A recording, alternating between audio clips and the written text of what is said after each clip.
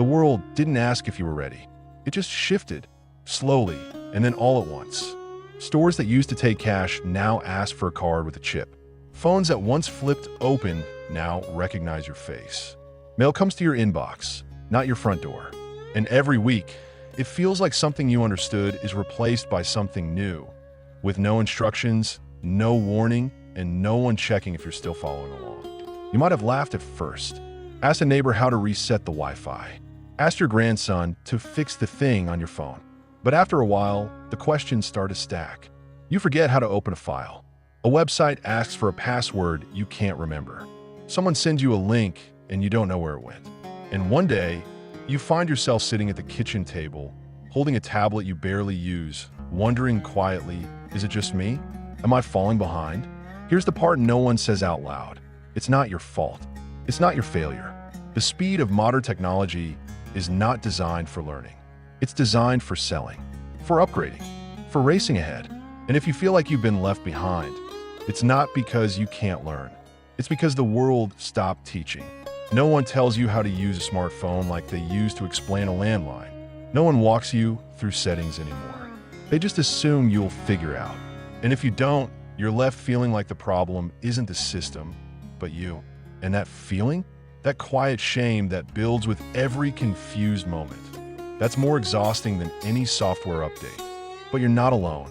In fact, more and more people over 60 are quietly asking the same question. How do I live in this new world without feeling like I'm always catching up?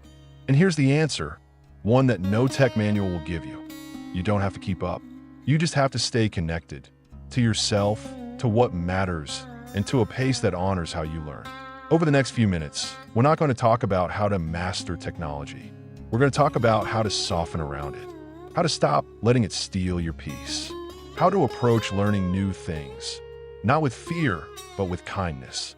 Because stress doesn't come from not knowing. It comes from the story we tell ourselves when we don't know. And that story can be rewritten. Let's begin by looking at the weight most people carry before they ever touch a screen. The fear of looking foolish. A fear so quiet, so deeply rooted, that it often keeps people from trying at all. That's where we'll turn next.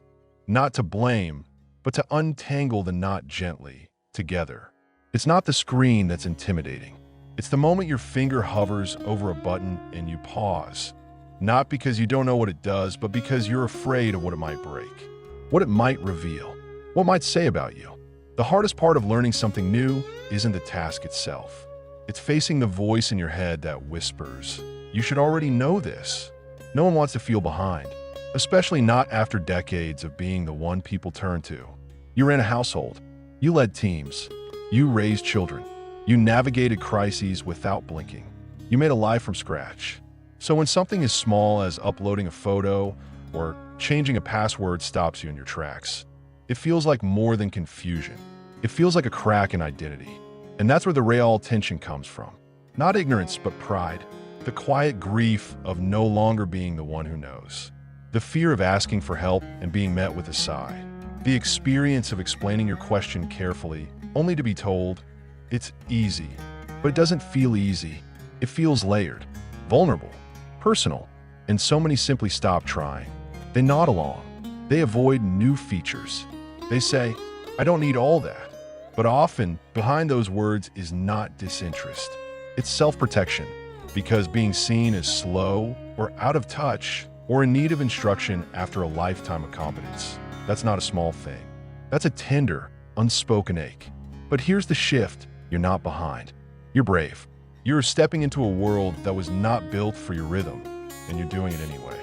You're showing up in spaces that change without warning, that speak in terms you didn't grow up with, that assume you'll keep pace with an industry built for speed, not stability. And still you try. That's not a failure. That's courage. Helen, 74, told me she avoided using her new phone for nearly a year. I was afraid of looking stupid, she said, even in front of my own family. Then one day, her granddaughter sat beside her, opened the camera app, and said, let's just take pictures. Nothing else. Just that. And something inside her softened. It felt manageable, Helen said, like I was allowed to begin small. That's the key. Learning in later life isn't about downloading fast. It's about disarming the shame, about replacing the fear of being wrong with the joy of being curious again, about making room for your questions without apology. Because there's nothing foolish about not knowing something you were never taught. And once that fear begins to loosen its grip, the experience changes. You stop trying to catch up. You stop pretending. You begin to learn, not for approval, but for your own power. And that changes how you engage with the world. But there's still another problem that feeds the stress. It's not just how you feel, it's how technology is offered to you. How fast, how impersonal, how overwhelming it all becomes. And that's the next door we'll gently open. Not to catch up, but to slow everything down. So it starts to feel human again. You don't need to be a tech expert to feel overwhelmed. Sometimes all it takes is opening a new app and being bombarded with 10 different pop-ups. Sometimes it's a single screen filled with icons you don't recognize, buttons with no labels, and updates that change everything overnight, just when you were getting comfortable. And that's not your fault. That's the design. Modern technology wasn't created for peace. It was created for engagement, for efficiency, for speed. The people who build it assume that everyone learns in the same way, quickly, visually, intuitively. But that's not how real learning works, especially not after 60, when your brain has decades of patterns that need time, patience, and clarity to gently adjust. You're not slow. The world is rushing. And in that rush, something gets lost. Explanations, guidance, context, instructions that make sense. Instead, you're given a screen and expected to swim. And if you hesitate, the system pushes forward anyway. A skip step here, a forgotten password there. Before long, it's not just one app that feels confusing, it's the whole digital world. And what's worse is how society talks about it. It's intuitive, they say. It's easy, but for whom? When a language is built by people in their 20s and the tutorials move faster than your eyes can follow, no wonder it feels disorienting. No wonder people over 60 often feel not just unsure, but invisible. That invisibility wears you down, makes you question your intelligence. And over time, that doubt becomes fatigue. Not because your brain can't learn, but because you've been forced to learn in environments that don't make room for you. Victor, 76, told me he tried to learn online banking. I watched 3 videos, but the screen in the video didn't match mine. He called the helpline and waited 45 minutes, only to be told to just Google it. He gave up. I felt like the problem wasn't the program. It was me, he said. But it wasn't. The problem is a system that prizes speed over support, that builds tools and forgets to build guidance, that updates without notice, that assumes understanding instead of earning it. But here's the truth. Technology doesn't need to move slower. You just need permission to move through it at your own pace, to ask questions, to take notes, to pause, breathe, and try again, to step away and return later without shame. Once you release the idea that you have to learn quickly or all at once, or without help, something shifts. The screen no longer feels like a threat. It becomes neutral again, a tool, one you can pick up and put down as needed, one you can explore, not conquer. And that's where real learning begins, not in speed, but in rhythm, in reclaiming the pace that feels kind to your nervous system, in remembering that you're not here to perform. You're here to participate in life on your own terms. So how do you begin that kind of learning? The kind that respects who you are and how you move? The answer isn't in information, it's in curiosity. The quiet, open-hearted curiosity that existed long before technology ever came around. And that's where we'll turn next. Not to catch up, but to feel whole again in how we learn. Somewhere along the way, learning became something we were supposed to get through quickly. Master it, move on. Be efficient. Don't ask too many questions. Don't slow anyone down. But that's not how we really learn. Not at this stage in life. Not when your energy is different. Not when your nervous system craves understanding more than speed. After 60, learning looks and feels different. Not because your brain can't adapt, but because it's wiser now. It doesn't just want answers. It wants meaning. It wants to know why something matters, not just how to do it. It wants space to breathe between steps. It wants a voice that says, take your time. This is new. Let's walk through it together. And maybe even more than that, it wants to feel safe to be curious again. Curiosity is the part of you that never ages. The part that asks why before you ask how. The part that touches buttons just to see what happens. The part that doesn't panic when something doesn't work, but smiles and tries again. That part of you, it's still here. It's just been buried under years of being told you need to keep up. But what if you didn't need to keep up? What if the point of learning something new wasn't to be in the know or up to date, but to simply be alive inside the moment of discovery? Alice, 70, said she used to dread anything labeled tech. It felt like a trap.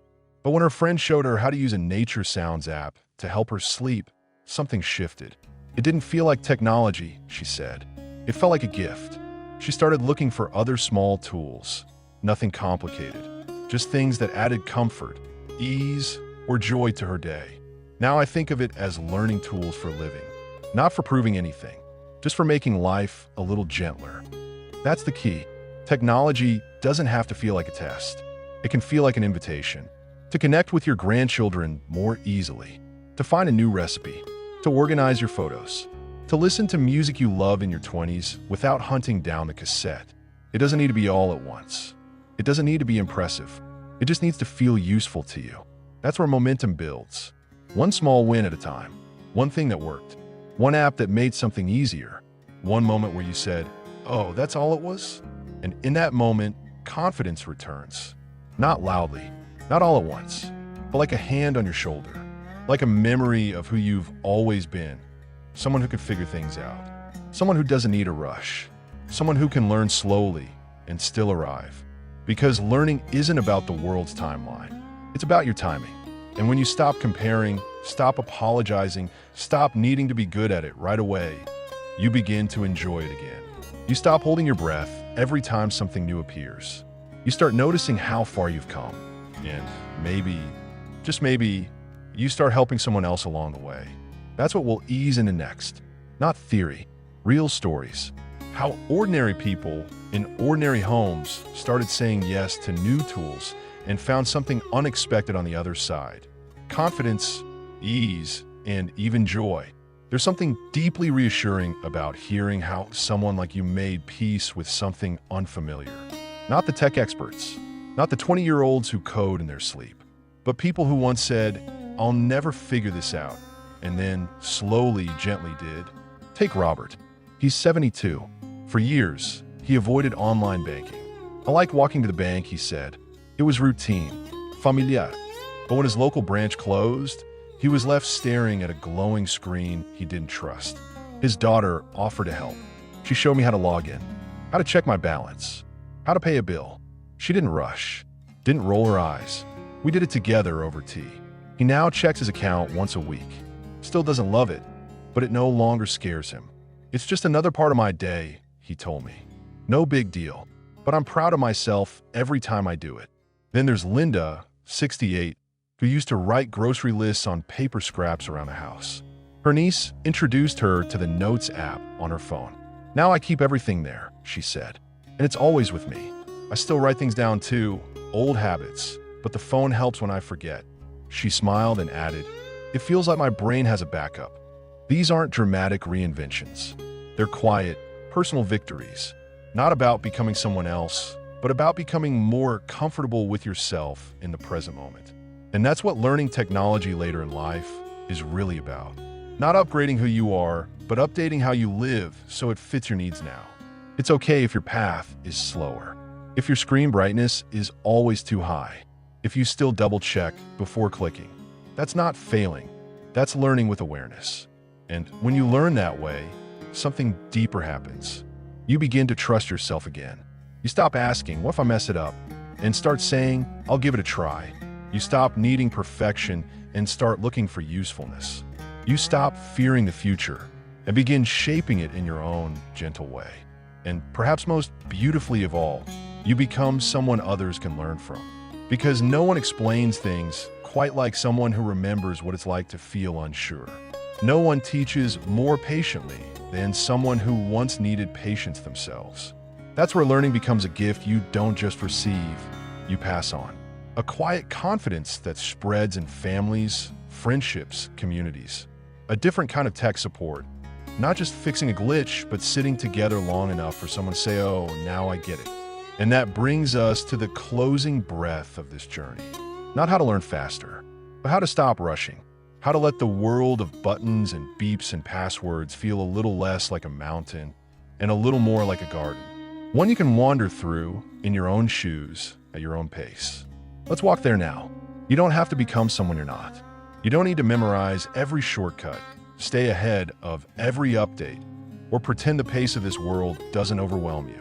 You just need to know that you're allowed to move slower. That learning doesn't have to feel like sprinting. That understanding something new can take time, and that time is not a flaw. It's a gift. There is no scoreboard, no race, no rule that says you're behind. There is only this moment and the small decision to stay curious, to remain open, to keep finding your own way through the tools and systems that now surround daily life. Modern technology will keep changing. That's what it does. But you don't need to change who you are. You just need to stay connected to what makes you steady, your rhythm, your voice, your way of learning. And in that space, something remarkable happens. The noise begins to fade. The pressure loosens its grip. You stop feeling like a visitor in a foreign country and start feeling like someone who belongs. Because you do belong. You belong in this world, even the digital one. Not because you understand every part of it, but because you're still here, still learning, still participating. Your age is not a barrier. It's a perspective, a wisdom that technology desperately needs, because the world doesn't just need more speed. It needs more patience, more kindness, more memory. And when you bring that into the room, into the family chat, the Zoom call, the tablet on the kitchen table, you're not just keeping up, you're grounding everything, making the digital world more human, simply by being in it as yourself. So the next time something doesn't make sense, pause. Don't rush. Don't apologize. Ask again. Breathe. Take a note. Walk away and come back later. Laugh if you can. And remember, confusion is not weakness. It's the first step toward clarity. Rito, 73, said something that stayed with me. I used to think technology was a wall between me and the world. Now I think it's just another doorway. I just needed to find my own way to open it. That's what this is. Not a manual, not a shortcut, a doorway. And on the other side of that door is your life, just a little easier, a little lighter, a little more connected than it was before. Not perfect, not seamless, but yours. Thank you for being with us. If this spoke to you or reminded you that you're not alone in how you feel, leave a comment. We'd love to hear your story. Don't forget to like this video, subscribe to our channel, and come back for more ways to feel grounded, confident, and calm in a world that isn't slowing down, but that you can still meet on your own terms.